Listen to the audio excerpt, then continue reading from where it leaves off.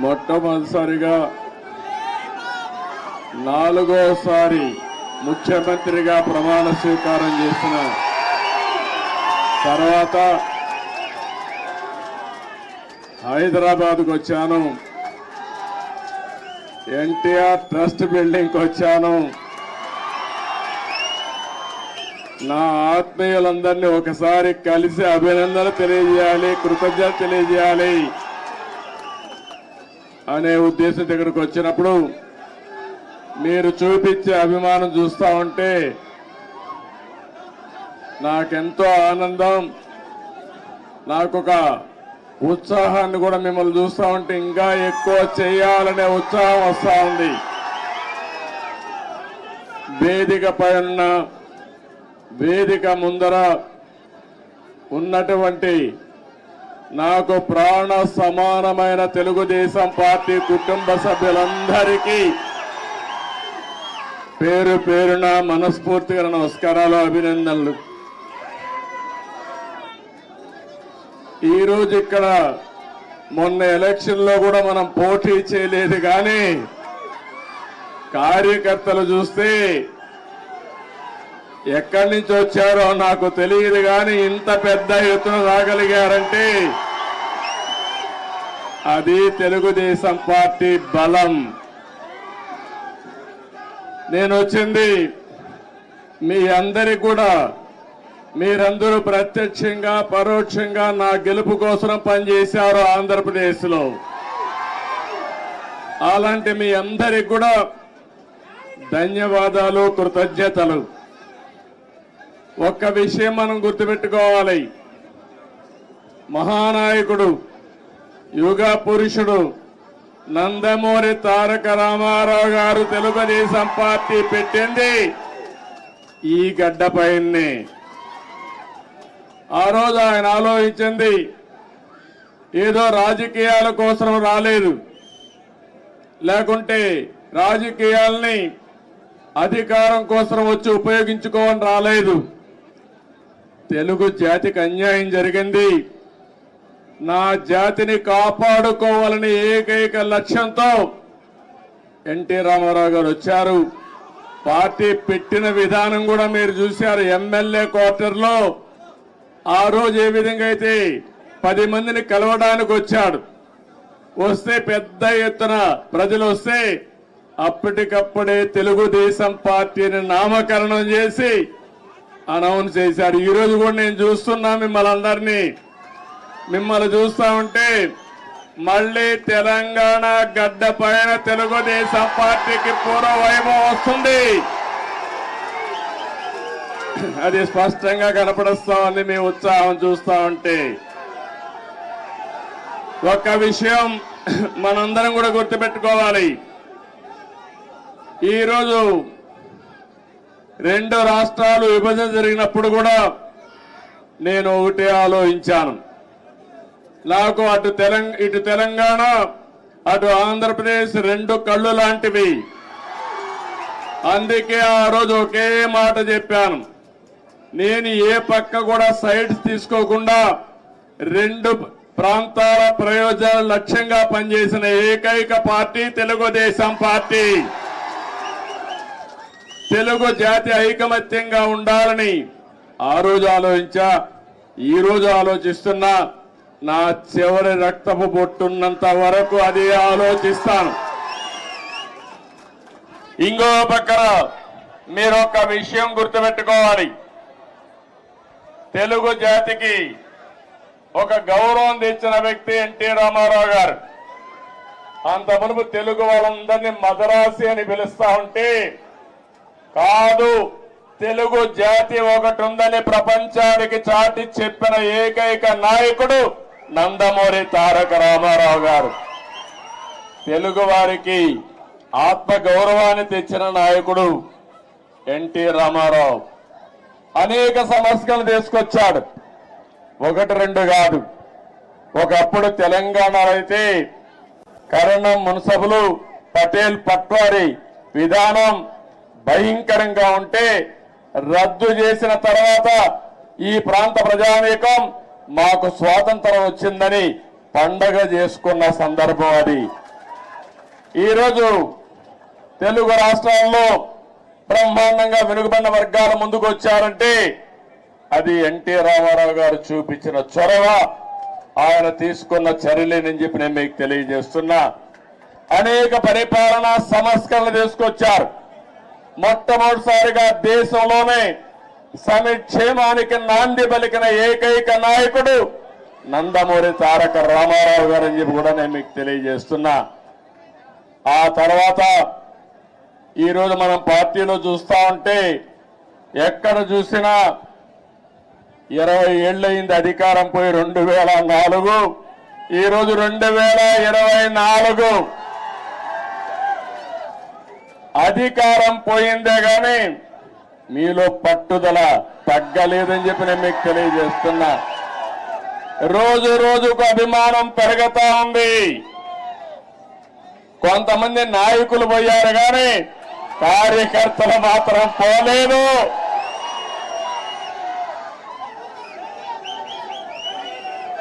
తెలుగు జాతి ఉన్నంత వరకు తెలుగుదేశం పార్టీ జెండా రెపరెపలాడుతుంది. ఇది ఎవ్వరు కూడా తుడిచి పెట్టలేరు.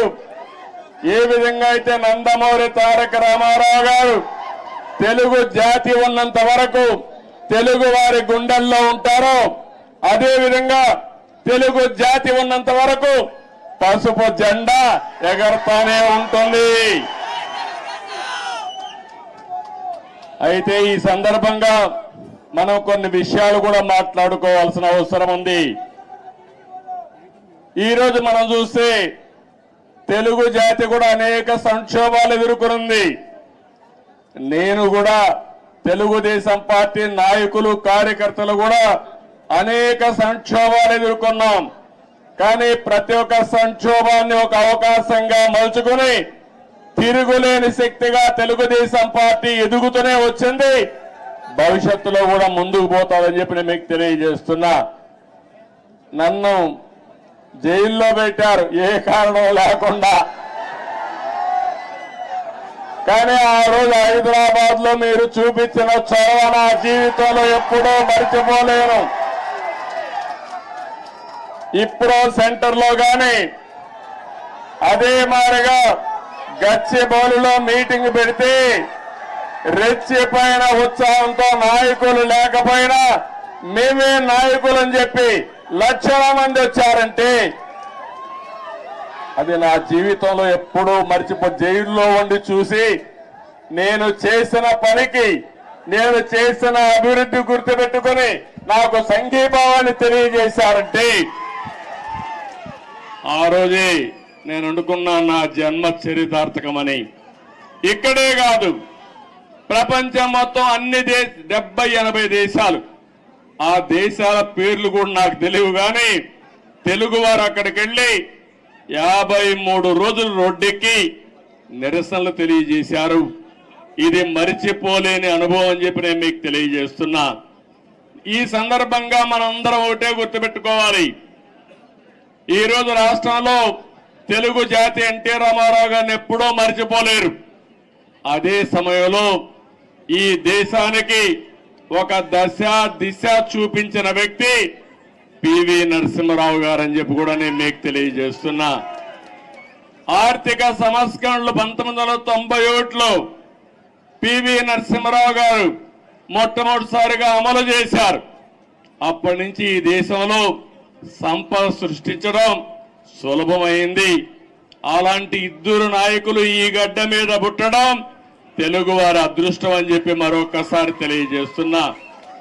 ఎంతో మంది నాయకులు పోరాడారు, ఎన్నో త్యాగాలు చేశారు.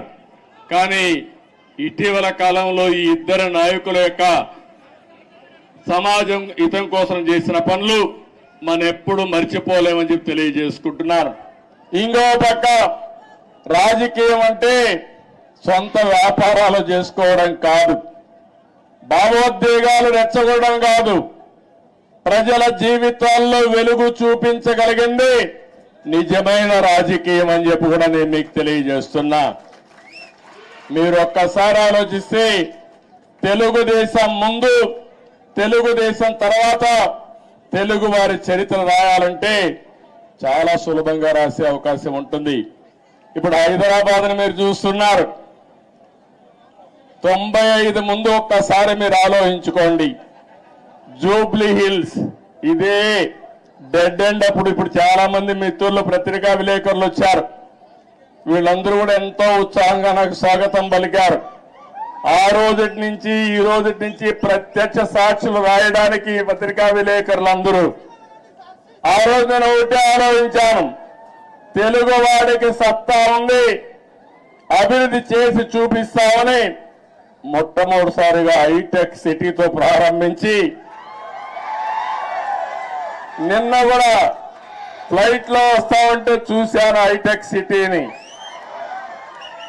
ఎంత ఆనందం కలిగిందంటే ఒక్క హైటెక్ సిటీతో ప్రారంభించిన అభివృద్ధి ఈరోజు తెలంగాణ, హైదరాబాద్ భారతదేశంలో నెంబర్ 1 అయిందంటే అది తెలుగుదేశం పార్టీ ఆ రోజు చేసిన కృషి, చూపించిన చొరవ.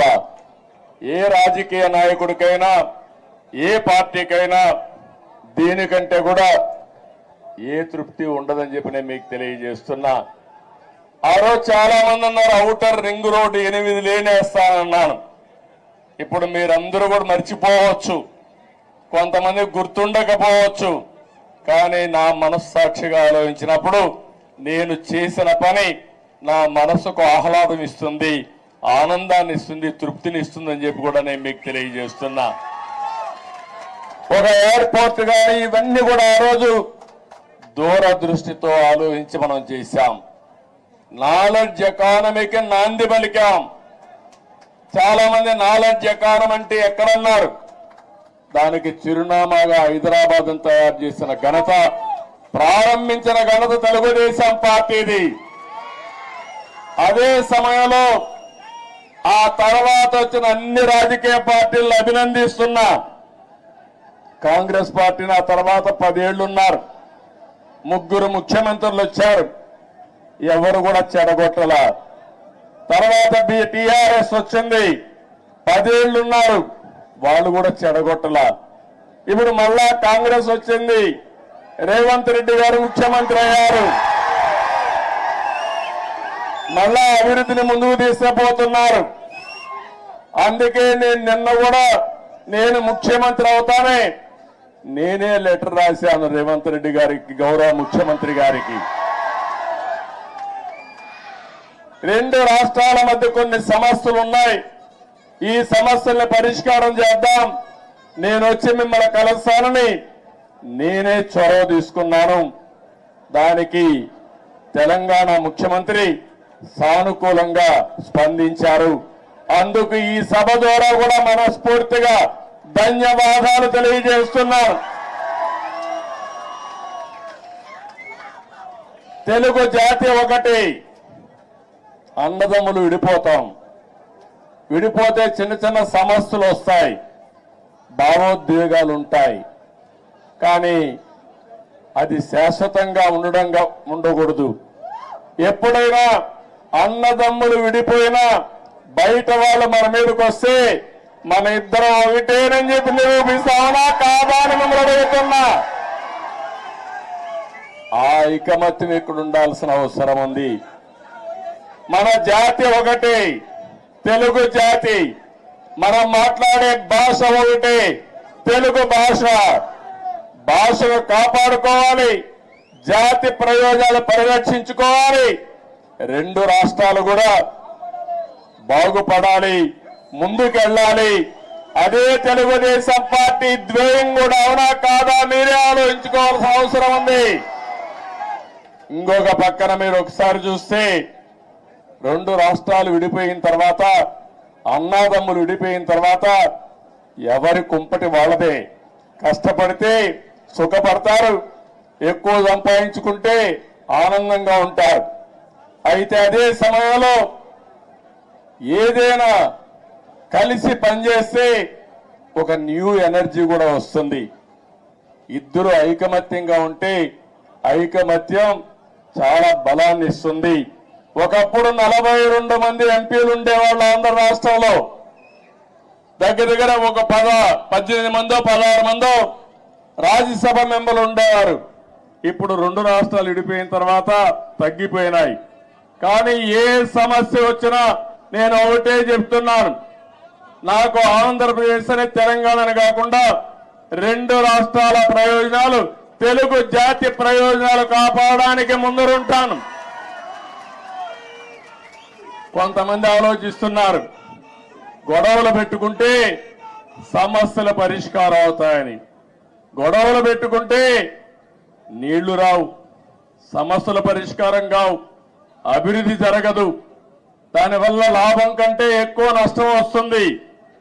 ఆ విధంగా కాకుండా ఎక్కడికక్కడ సానుకూలంగా చర్చల ద్వారా ఏదైనా సమస్యలుంటే పరిష్కారం చేసుకుని ముందుకు పోవడంలో 2 రాష్ట్రాలు కూడా ముందుకు పోవాల్సిన అవసరం ఉంది.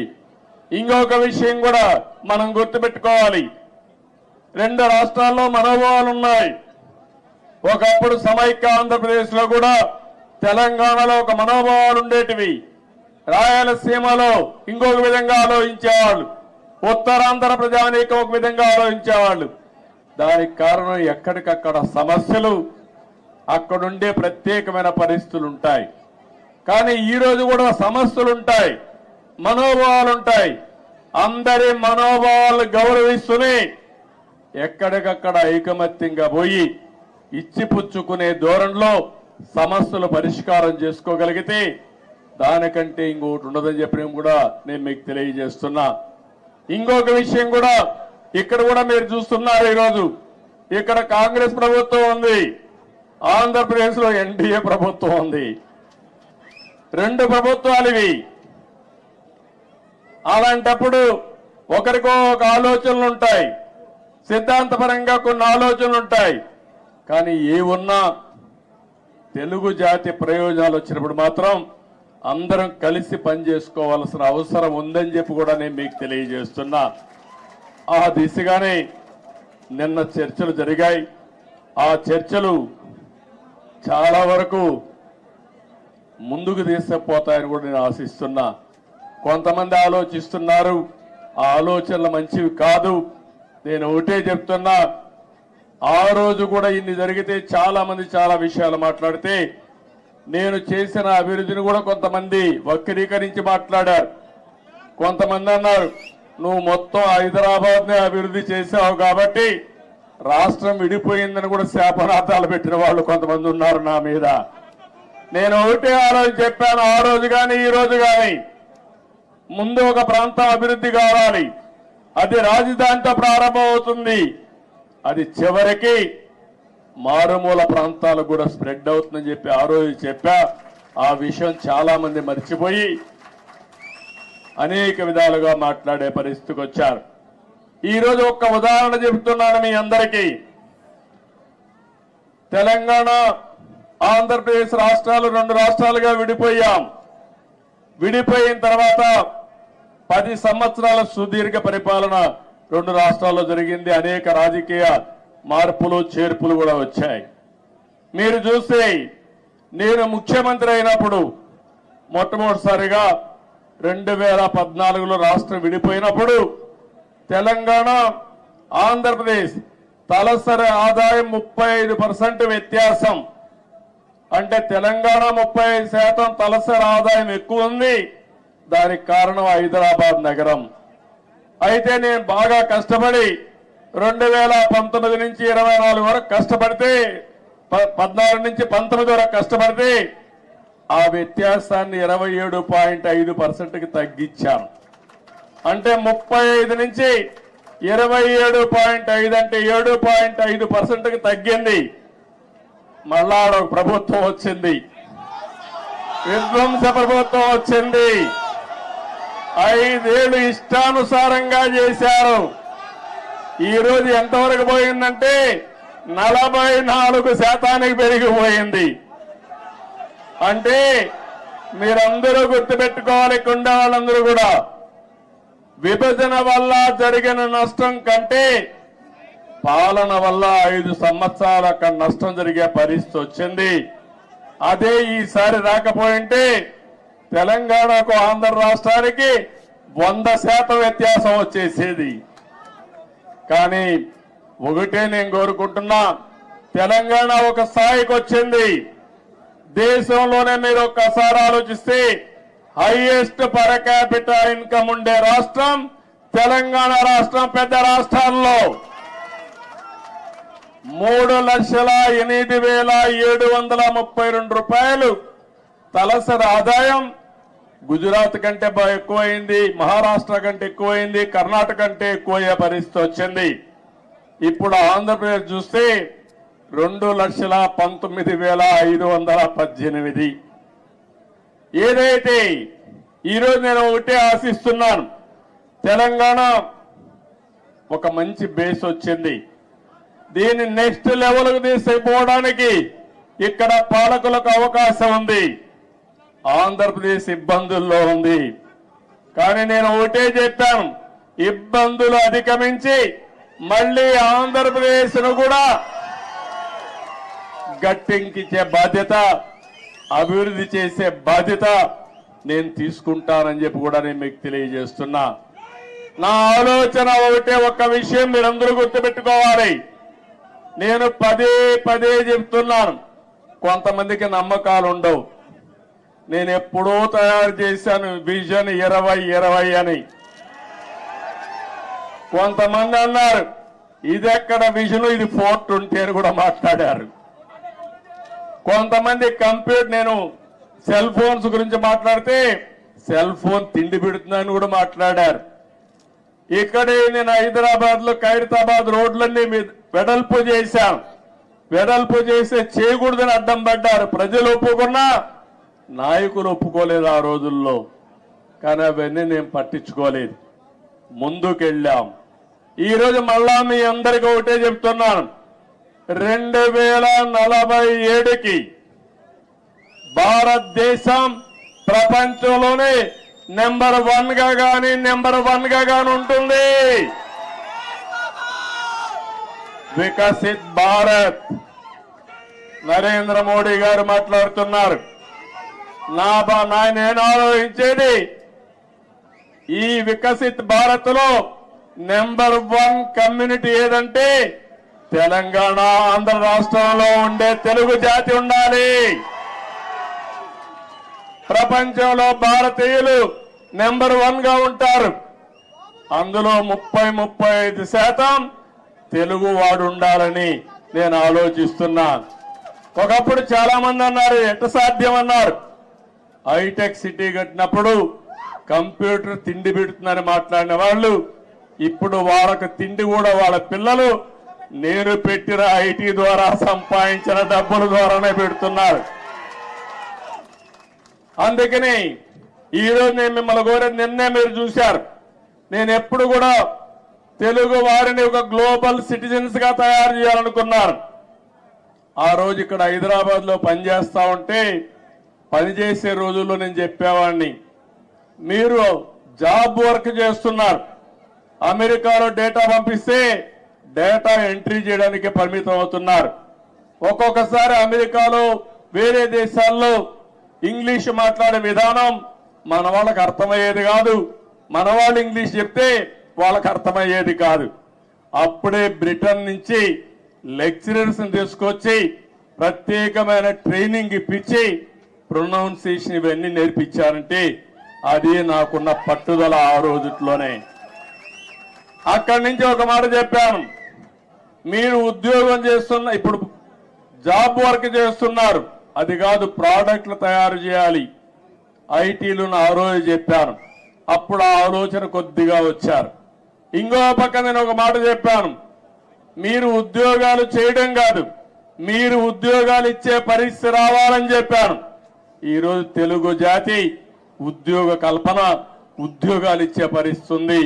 ఇక్కడే కాదు, ప్రపంచం మొత్తం కూడా కంపెనీలు పెట్టి ఉద్యోగాలు ఇస్తున్నారు. అందుకని ఆ రోజు నేను చెప్పింది గ్లోబల్ సిటిజన్స్ గా ఉండాలని చెప్పాను. ఈ రోజు చెప్తున్నాను, తెలుగు జాతి గ్లోబల్ లీడర్స్ గా ఉండాలి. అన్ని రంగాల్లో మీరు నెంబర్ 1 గా ఉండాలి. కార్పొరేట్ గవర్నెన్స్ లో, అదే మరిగా పబ్లిక్ గవర్నెన్స్ లో కూడా నెంబర్ 1 గా ఉండాలి. నిన్న మీరు చూశారు, మొన్నటి వరకు బ్రిటన్ పరిపాలించినటువంటి వ్యక్తి మన దేశీయుడే సునాయక్ ఉన్నాడు. ఆయన ఇప్పుడు ఆయన ఓడిపోయాడు ఆ పార్టీలో.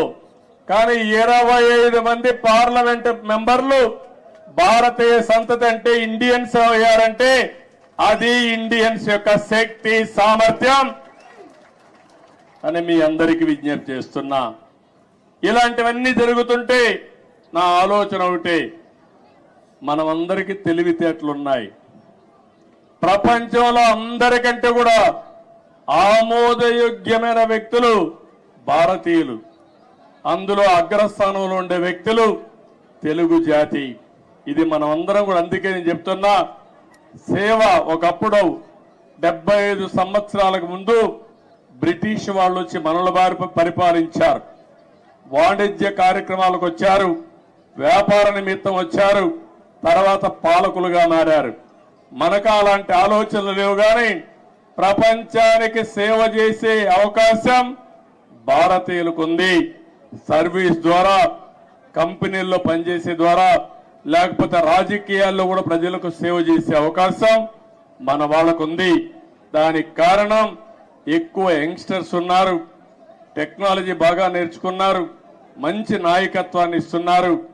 ఇవన్నీ కూడా ప్రోత్సహించి 2047కి ప్రపంచంలో 30% అగ్రస్థానంలో తెలుగు జాతి ఉండాలి. దానికోసం నేను పనిచేస్తా. నాకు తెలంగాణ అని, ఆంధ్ర అని కాదు, తెలుగు వారి అభివృద్ధి కోసం నిరంతరం పనిచేస్తారని మరొక్కసారి మీ అందరికీ తెలియజేస్తున్నా. నాకు ఈ జాతి అన్ని ఇచ్చింది. ఏ నాయకుడికి ఇవ్వని గౌరవం నాకు ఇచ్చింది. 9.5 సంవత్సరాలు ముఖ్యమంత్రి. ఈ యొక్క స్వాతంత్రం వచ్చిన తర్వాత, రాష్ట్రం ఏర్పడిన తర్వాత సమైక్య ఆంధ్రప్రదేశ్ లో కూడా 9.5 సంవత్సరాలు ఎవరూ లేరు. 10 సంవత్సరాల అపోజిషన్ లీడర్ని. నా రికార్డు ఇంకెవరూ బ్రేక్ చేయడానికి కూడా అవకాశం లేదు. ఇది 2 రాష్ట్రాలుగా విడిపోయింది కాబట్టి. అలాంటప్పుడు ఒకటే నేను ఆలోచిస్తున్నా, మళ్ళీ నాకు పునర్జన్మ అంటూ ఉంటే తెలుగు గడ్డపైనే పుట్టాలని భగవంతుని మనస్ఫూర్తిగా కోరుకుంటున్నా. అందుకని నిన్ననే మనం ప్రారంభించాం. ఆ ప్రారంభం రాబోయే రోజుల్లో అధికార కమిటీలు వేసుకున్నాం. అదే మరి 2 రాష్ట్రాల సమస్యల్ని సామరస్యంగా చర్చల ద్వారా పరిష్కారం చేయాలని ముందుకెళ్ళాం. ఇంకా రాబోయే రోజుల్లో అవన్నీ ఒక దారికి తీసుకుపోయి, రాజకీయాలు ఎన్నైనా ఉండొచ్చు కానీ ఆ రాజకీయాలు జాతి ప్రయోజనాలే ముఖ్యంగా మనం పనిచేస్తే ఏ సమస్య ఉండదని చెప్పి కూడా నేను మీకు తెలియజేస్తున్నా. ఈరోజు మీరు ఒక్కసారి చూస్తే నేను తిరగని ప్రాంతం లేదు తెలుగు నేల పైన. ఆదిలాబాద్ మొదలుకొని శ్రీకాకుళం వరకు తెలియని గ్రామం లేదు, తెలియని ప్రజానీకం లేదు. అలాంటి ప్రజలందరినీ చూశాను. ఇప్పుడు కూడా అదే అనిపిస్తుంది నాకు. ఇక్కడికి వచ్చినప్పుడు మీ యొక్క ఎనర్జీ చూసిన తర్వాత, మీ ఉత్సాహం చూసిన తర్వాత, దీనికంటే ఏ నాయకుడైనా ఏమైనా కోరుకుంటామని అడుగుతున్నాను. మీరు నాకు అధికారాన్ని ఇచ్చారు. తిరిగి నేను సేవాభావంతో అనేక కార్యక్రమాలు చేశా. అది నా జీవితంలో దానికంటే ఇంకేం కోరుకునేది లేదు. కానీ నేను ఒకటే చెప్తాను, నా జీవితం ఉన్నంత వరకు, చివరి రక్తపు బొట్టు ఉన్నంత వరకు ప్రజలకు ఏం చేయాలో అవన్నీ చేస్తానే ఉంటాను. ఇప్పుడు నేను ఆలోచించే విధానం మీరు చూస్తే రాబోయే 30 ఏళ్లలో ఏం జరుగుతుందో ఇప్పుడే ఊహించి దానికి ఒక విజన్ తయారు చేసుకుని ముందుకు పోవాలనేది నా మనస్తత్వం. అందుకే ఈ సందర్భంగా నేను మిమ్మల్ని అందరినీ ఒకటే కోరుతున్నా. మీ తెలంగాణలో మా తమ్ముడు ఇప్పుడే చెప్తున్నాడు, మొన్న ఆంధ్రప్రదేశ్ లో ఎన్నికలు వచ్చాయి. ఎన్నికలు వస్తే నేను వినూత్నంగా ఆలోచించాను. ఈసారి అందరినీ సీనియర్స్ నే కాకుండా యంగ్స్టర్స్ తీసుకొచ్చాను. రీస్ట్రక్చరింగ్ ప్రారంభించాను. యువకుల్ని, ఉత్సాహవంతుల్ని, చదువుకున్న వాళ్ళని సామాజిక న్యాయమే ధ్యేయంగా పెట్టుకుని అందరినీ మంచి వ్యక్తులు తీసుకొచ్చాం. ఆ యొక్క ఇది మీరు చూస్తే బ్రహ్మాండంగా ప్రజలు కూడా బ్రహ్మరథం పట్టారు. తెలుగుదేశం చరిత్రలో ఇంత పెద్ద విజయాన్ని నేను ఎప్పుడూ చూడలేదు. 82, 84 ఆగస్టు క్రైసిస్ తర్వాత 85, తర్వాత 94, 99 ఎప్పుడూ చూడలేదు. ఒక సునామీ వచ్చింది. ఆ సునామీకి ఎక్కడికక్కడ అందరూ కూడా కొట్టుకుపోయే పరిస్థితికి వచ్చారు. అది చూసిన తర్వాత మా తమ్ముడు అంటున్నాడు, అంటే ప్రజాస్వామ్యంలో మీరు ఒక్క విషయం గుర్తుపెట్టుకోవాలి, రాజులు లేరు, నియంతలు లేరు. ఎవరైనా విర్ర వీగితే ఎక్కడికి పంపించాలని మీరే పంపిస్తారు. అందుకే నేను ఇప్పుడు కూడా చెప్తున్నా మా మంత్రులకి అందరికీ, అక్కడ విర్ర వేగొద్దండి, భూమి మీద నడవండి, ఆకాశం నడవద్దండి. ప్రజలకు మనం సేవ చేయాలి కానీ మనము ప్రజలకు సేవకులు కానీ పెత్తందారులు కాదు. ఆ విషయం గుర్తుపెట్టుకోమని అందరికీ ఎప్పటికప్పుడు హితబోధ చేస్తున్నా. అందుకే ఒక మాట అన్నాను నేను, సిబిఎన్ 95 2024 కాదు, సిబిఎన్ 95లో ఏ విధంగా పనిచేశాడో అదే విధంగా పనిచేస్తానని నిన్నే చెప్పాను. ఆ రోజుట్లో మీరు నాతో తిరిగిన వాళ్ళు ఇక్కడ ఈ గడ్డ మీద చూసుంటారు. 90 రోజులు తిరిగారు హైదరాబాద్ లో. ఆకస్మిక తనిఖీలు, తెల్లవారుజామున లేచి అందరి తలుపు తట్టి నిద్ర లేపి సమస్యలు తెలుసుకుంటూ పరిష్కారం చేసిన రోజులు అవన్నీ. అలాంటివి చాలా చేశాం. ఆ రోజు చేసిన కార్యక్రమాలే మీరు చూస్తే శ్రమదానం, అదే మరి జన్మభూమి, అదే మారిగా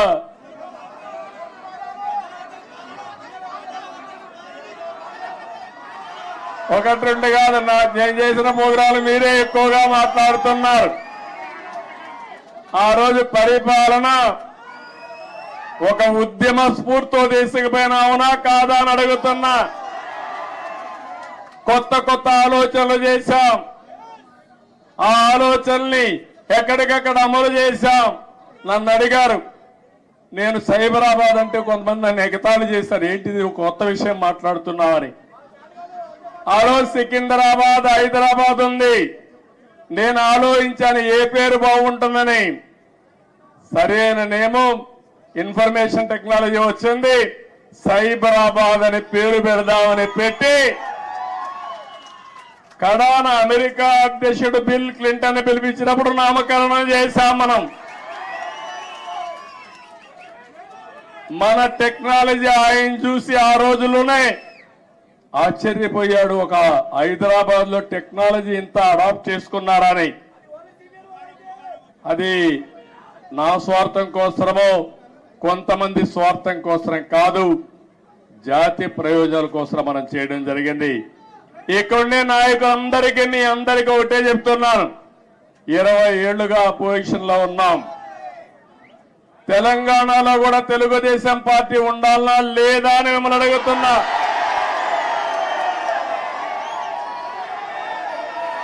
తెలుగు వారి ప్రయోజనాల కోసం తెలుగుదేశం పార్టీ ఉండాలనా లేదా అని మిమ్మల్ని అడుగుతున్నా. తెలంగాణ గడ్డ పైన పుట్టిన పార్టీ ఉండాలనా లేదా అని అడుగుతున్నా. తప్పకుండా ఇక్కడ పార్టీ కోసం పనిచేసిన కార్యకర్తలు ఉన్నారు. తొందరలోనే పార్టీని రీస్ట్రక్చరింగ్ చేస్తాం. మళ్ళా యువకుల్ని ప్రోత్సహిస్తాం, యువ రక్తాన్ని ఎక్కిస్తాం, చదువుకున్న వ్యక్తులందరినీ కూడా తీసుకొస్తాం. నేను ముందే విధంగా అయితే ఆలోచించానో ఇప్పుడు టెక్నాలజీ కూడా వచ్చింది కాబట్టి ఆంధ్రప్రదేశ్ ఒక విధానం, తెలంగాణ ఇంకొక విధానంతో ఆలోచించి ప్రత్యేకమైన శ్రద్ధ పెట్టి ఒక మంచి పార్టీని అభివృద్ధి చేద్దాం. ఇక్కడ తెలుగుదేశం పార్టీకి ఒక ప్రత్యేకత ఉంది. అధికారం ఉన్నా ప్రతిపక్షంలో ఉన్నా ఎప్పుడూ ప్రజాపక్షంలోనే మనం ఉంటాం. ఈరోజు ఎన్టీఆర్ ట్రస్ట్ బిల్డింగ్ ఇది. మీరు పక్కన చూస్తే బ్లడ్ బ్యాంక్ ఉంది. భువనేశ్వరి గారి నాయకత్వంలో స్కూల్స్ పెట్టాం. ఆ రోజు నేను పెట్టిన తర్వాత, నేను రాజకీయాల్లో యాక్టివ్ అయిన తర్వాత ఆ మేనేజ్మెంట్ ఆవిడ చూస్తా ఉంది. ఇంకో పక్క బసవతారకం క్యాన్సర్ హాస్పిటల్ ఈ రోడ్లోనే ఉంది. అది మన నాయకుడి కళ. ఆ రోజు ఆయన ఆలోచించాడు, ఎవరైతే మా అత్తగారు క్యాన్సర్ తో చనిపోతే ఇంకొకరి మారిగా చనిపోకూడదని ఆలోచించి క్యాన్సర్ హాస్పిటల్ ప్రారంభించాడు. చేయాలని ఆలోచన వచ్చింది. తర్వాత నేను ముఖ్యమంత్రి అయిన తర్వాత దాన్ని అభివృద్ధి చేశాను. ఇప్పుడు బాలకృష్ణ గారి ఆధ్వర్యంలో బసవతారకం క్యాన్సర్ హాస్పిటల్ ఈ ప్రాంతంలో ఎనలేని సేవలు అందిస్తున్నారు. ఒక ఇన్స్టిట్యూషన్ పెడితే ఎప్పుడు కూడా మీరు ఒక్కసారి గుర్తుపెట్టుకోండి, తెలుగుదేశం పార్టీ ఒకే ఆలోచన. ఆ ఆలోచన ఏ విధంగా సరే ప్రజలకు సేవ చేయాలన్న ఆలోచన తప్ప పెత్తనం చేయాలని కాదనే విషయం మరొక్కసారి మీ అందరికీ గుర్తు చేస్తున్నా.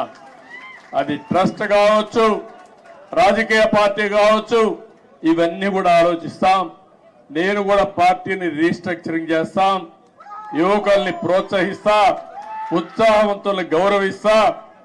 మళ్ళీ ఇప్పుడు నేను వేసే ఫౌండేషన్ ఒక 30-40 సంవత్సరాల వరకు పనిచేసే సమర్థమైన నాయకత్వాన్ని తయారు చేసుకుందాం.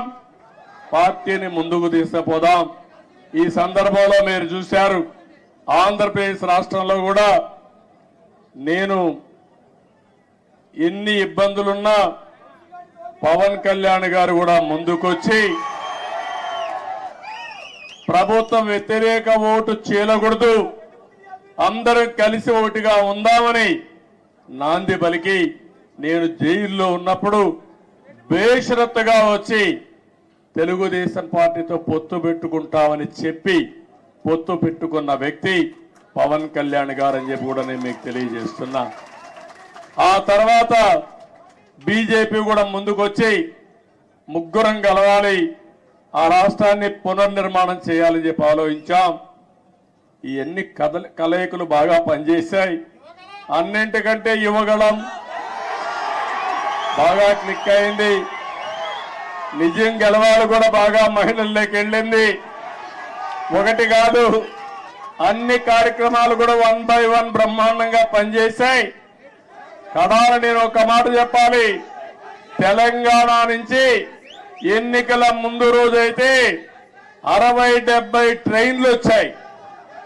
మామూలు కాదు, ఒక్కొక్క ట్రైన్ ఫుల్ గా వచ్చారు. ఏసీ ట్రైన్ లో పట్టరాని విధంగా మనుషులందరి దగ్గర ఒకసారి ఏసీ గాని ఆఫ్ అయిపోతే సఫకేషన్ వస్తే ఏమవుతుందో తెలియదు. అది కూడా పట్టించుకోకుండా ఎట్టి పరిస్థితుల్లో మేము ఓటు వేయాలని ఊరు ఊరు కదిలొచ్చారు.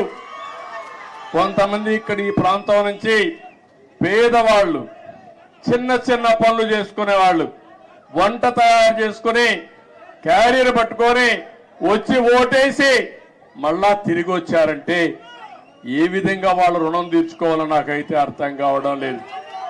చాలా మంది ఎన్ఆర్ఐలు అమెరికా నుంచి, ఆస్ట్రేలియా నుంచి, ఆఫ్రికా నుంచి, వివిధ దేశాల నుంచి లక్షల రూపాయలు ఖర్చు పెట్టుకుని ఒక ఓటేసిపోయారంటే, కొన్ని నెలలు ఇక్కడే ఉండి గ్రామాల్లో తిరిగి పనిచేశారంటే వాళ్ళందరి రుణం తీర్చుకోవాల్సిన అవసరం ఉంది.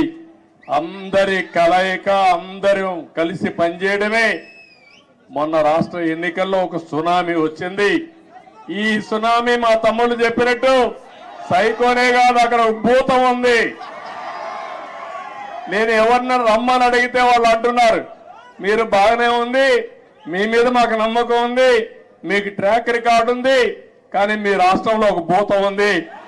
ఒకవేళ వస్తే మళ్ళీ మీ ప్రజలు ఎప్పుడైనా ఆలోచిస్తే మళ్ళా ఆ భూతం ముందుకు వస్తే మేమేమవుతామని అడిగే పరిస్థితికి వస్తున్నారు.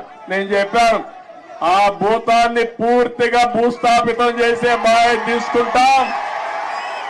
రాష్ట్ర ప్రయోజనాలే ధ్యేయంగా పనిచేస్తాం.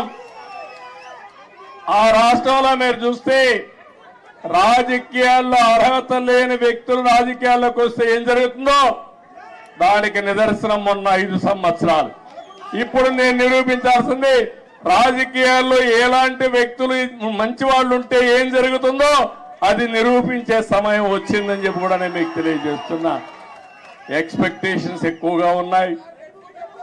ఆకాశంలో చాలా మంది ఈ రోజే అయిపోవాలని కూడా ఆలోచిస్తున్నారు.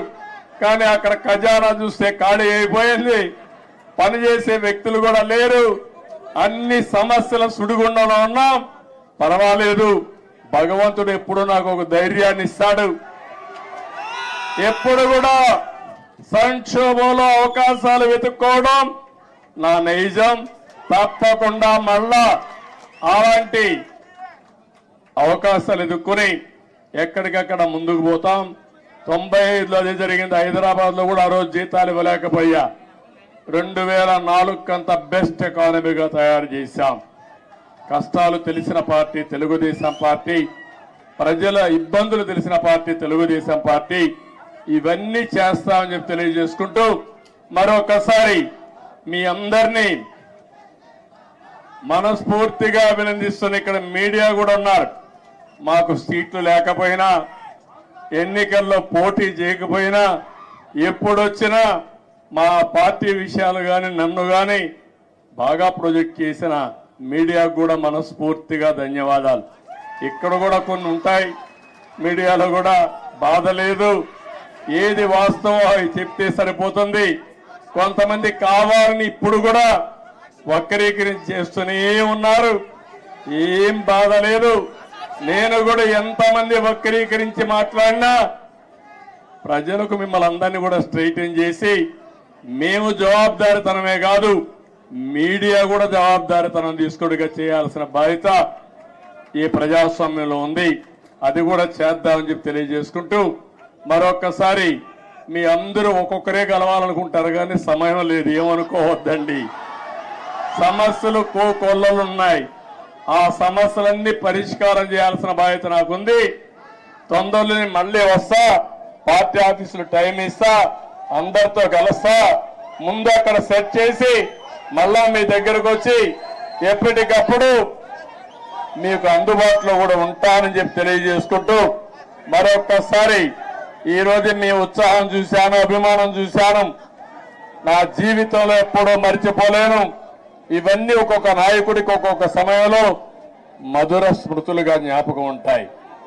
నేను ఎవరిని ఈరోజు రమ్మని కూడా పిలవలేదు, కానీ ఈ పార్టీకి ఇక్కడికి వచ్చి 10 మందికి ధన్యవాదాలు తెలియచేయాలనే ఉద్దేశంతో వచ్చా. ఆ సందర్భంగా ఇంత పెద్ద ఎత్తున వచ్చారు. మీ అందరికీ పేరు పేరున మనస్ఫూర్తిగా కూడా శిరస్సు వంచిన నమస్కారాలు తెలియజేసుకుంటూ మీకే కాకుండా తెలంగాణ మారుమూల ప్రాంతాల్లో ఉండే తెలుగుదేశం పార్టీ శ్రేయోభిలాషులందరికీ మనస్ఫూర్తిగా అభినందనలు, ధన్యవాదాలు తెలియజేసుకుంటూ అందరికీ నమస్కారాలు. జై హింద్, జై తెలుగుదేశం, జై తెలంగాణ.